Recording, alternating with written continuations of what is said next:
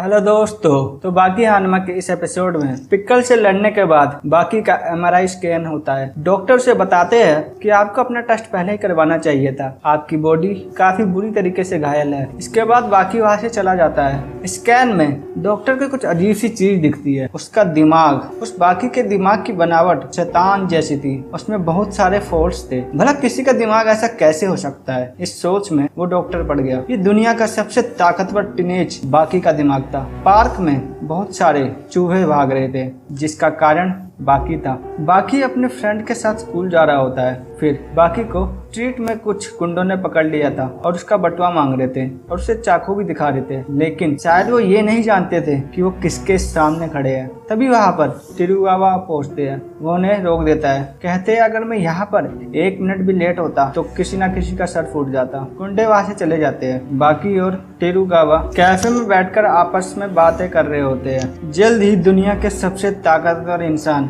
और उसके बेटे के बीच लड़ाई होने वाली है। बाकी उनसे पूछता है क्या उसे सच में अपनी माँ का बदला लेना चाहिए, क्योंकि उसकी माँ सभी औरतों से अलग थी। उसकी माँ की शादी एक अमीर परिवार में हुई थी। फिर एक दिन उन्होंने युजिरो हानमा को लड़ते हुए देखा। लोगों के हाथ पैर टूटता देख और उन्हें मरता देख उसे बहुत अच्छा लगता था। ये बात युजिरो हानमा देखते ही समझ गए थे। अब वे उसके पास पहुँचते हैं और कहते हैं मुझे तुम्हारे जैसी लड़की की एक जरूरत थी, मुझसे शादी कर लो। इसके बाद बाकी होता है और बाकी को पालने की जिम्मेदारी उसकी माँ उठाती है। उसने बाकी को कई टॉप लेवल्स की फैसिलिटीज में भेजा, उसके लिए ट्रेनिंग दी।